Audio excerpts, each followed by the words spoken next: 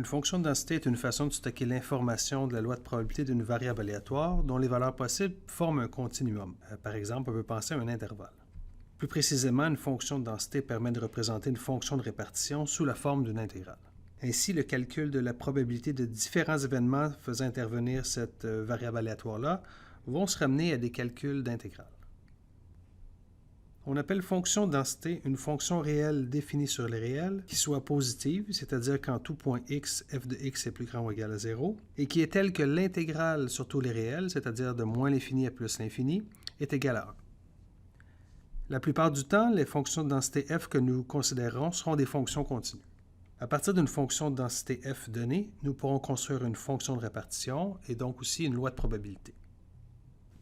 Une variable aléatoire x est dite continue si sa fonction de répartition grand F peut s'écrire sous la forme suivante, c'est-à-dire sous la forme d'une intégrale allant de moins l'infini jusqu'à x, x étant le point où on évalue la fonction de répartition, intégrale d'une fonction de densité, donc ici le petit f avec l'indice grand X. De façon bien précise, on devrait dire que la variable aléatoire x ou même sa loi de probabilité sont en fait absolument continues. Donc afin d'éviter trop de lourdeur, on va seulement dire que la variable aléatoire est continue.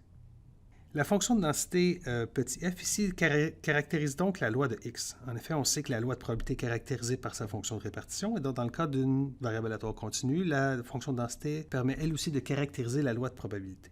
Donc, ça va nous permettre d'écrire que x suit la loi donc donnée par la fonction de densité petit f indice x.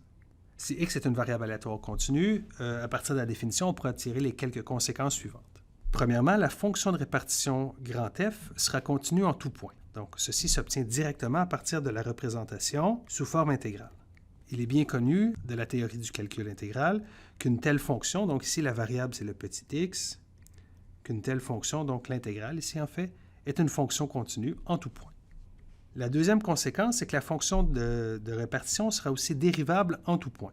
Donc, encore une fois, le calcul intégral me permet d'écrire la chose suivante, en fait que la dérivée de la fonction de répartition, c'est-à-dire la dérivée de l'intégrale par rapport à sa limite supérieure, est en fait égale à la fonction qu'on est en train d'intégrer, donc ici c'est la fonction de densité, évaluée au même point, donc au point petit x. Donc la fonction de répartition est dérivable et sa dérivée est donnée par la densité. On aura aussi la suite d'égalités suivantes qui sont à peu près tous la même probabilité, c'est-à-dire que x se trouve entre a et b.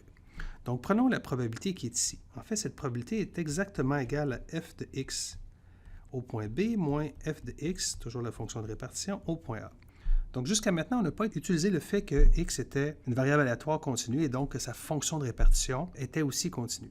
Par contre, si on regarde le terme qui est ici, en fait, c'est exactement la fonction de répartition en B moins la fonction de répartition en A-, c'est-à-dire pour des valeurs qui sont tout juste plus petites que A. Par la continuité de la fonction de répartition, j'aurai en fait l'égalité entre les deux différences suivantes et j'aurai aussi l'égalité pour tous les autres termes. Et tous ces termes en fait seront égaux à chaque fois à l'intégrale allant de A jusqu'à B de la fonction de densité. Donc en terminant, on a vu la définition de fonction de densité, laquelle a été utilisée dans la définition de variable aléatoire continue. Et on a terminé avec quelques conséquences de cette définition sur les propriétés analytiques de la fonction de répartition, mais aussi sur les calculs de probabilité.